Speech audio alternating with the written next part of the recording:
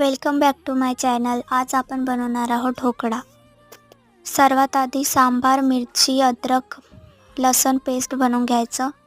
नंतर एका भांड्यामध्ये 2 वाटे रवा, 1 वाटी बेसन आणि थोडंसं दही घालून घ्यायचं।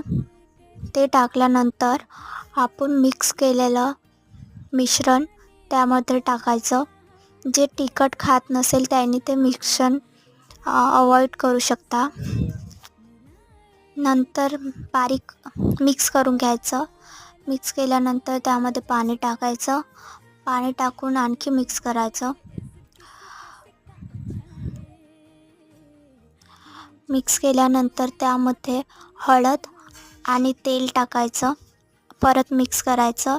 नंतर ते मिश्रण थोड्या वेळासाठी साईडला ठेवून द्यायचं। आता शेंगदाण्याची चटणी बनवण्यासाठी